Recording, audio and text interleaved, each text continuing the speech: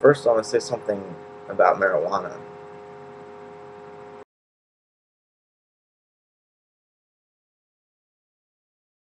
I was just about to say fuck the cards, but then I thought maybe the medical cards are a good idea because then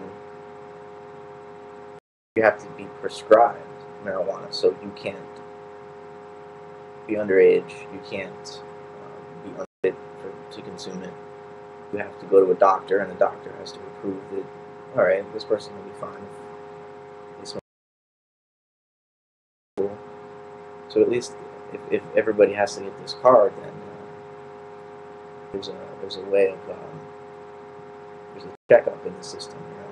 Whereas if you just legalized it, that could get a little rowdy. That could get out of hand. But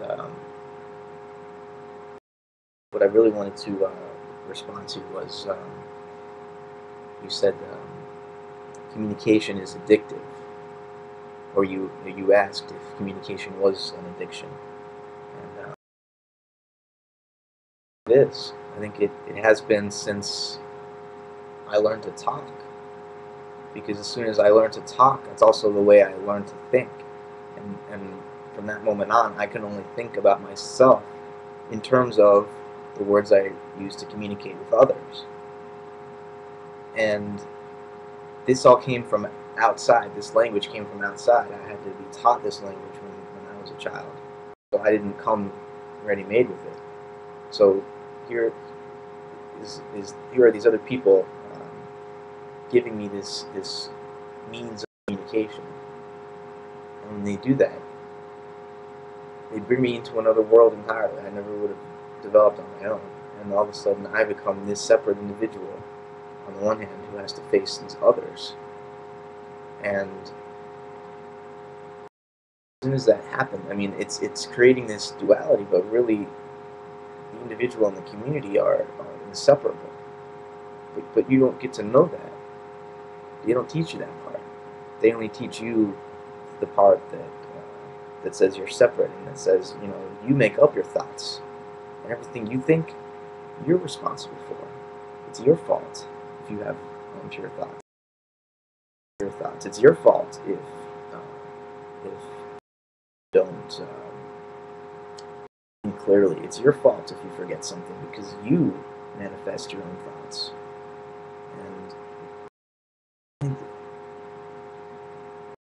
truth of the matter is more that you manifest your own thoughts in the terms in which you experience a community of others who also think and speak in the same terms. And so my sense of myself, ego as a language user, a language speaker, an individual that uses language as if it were an instrument to get what I want. That is an illusion.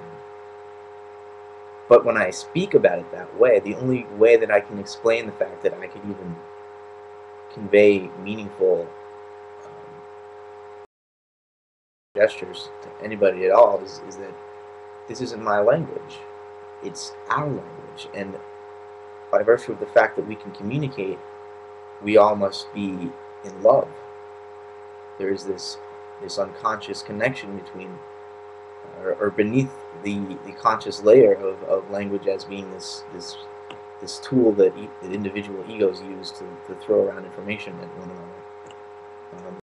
I mean, there's a level where that's true, but there's also a level where communication itself isn't